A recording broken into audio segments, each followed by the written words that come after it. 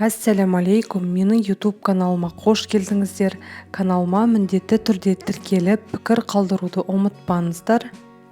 Бүгін сіздерге осындай ерекше жолмен жасалынатын запеканка жасайтын боламын. Бізге қажетті заттарымыз, яғни тауықтың саны, яғни голен қажет болады, картоп және де теркамыздан өткізілген сәбіз, сарымсақ, майонез және де сұйық май мен чеснок, дәміне қарай тұзымыз қажет болады. Майонезімізге теркамыздан өткізілген чесногымызды салып, жақсылап араластыратын боламыз. Тауықтың санын барлығын салып шығамыз, яғни араластырып қойып қоятын боламыз. Басқа заттарымызды дайындағанша тұзы, майонезі сіңетін болады. Ал картошкамызды осылай, яғни домалақтап, жіңішке етіп, барлығын турап шығуымыз қажет болады.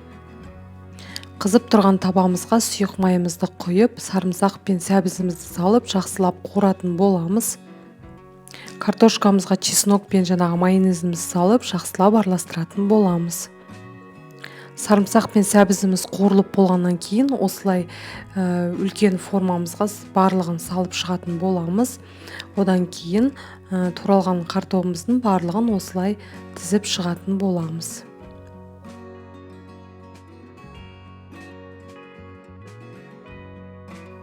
Картоптарымызды тізіп болғаннан кейін осылай тауықтың сандарында барлығын салып шығатын боламыз. Енді духовкамызға 200 градуста 45 минуттай толықтай жақсылап пісіреміз. Міне біздің духовкада піскен өте тез, тойымды запеканкамыз дайын болды. Міндетті түрде жасап көріңіздер, сіздерге ұнайды деген ойдамын. Каналыма міндетті түрде тіркелуді ұмытпаңыздар. Және де менің басқа да видео рецепттерімді менің каналыма кіріп көрулеріңізге болады. Ол жерде басқа түрлі ыстық тағамдар, тәттілер, тіске басар, шайға да түрлі тәттілер бар. Міндетті түрде кіріп тіркелулеріңізге болады. Барлықтарыңызға ас болсын.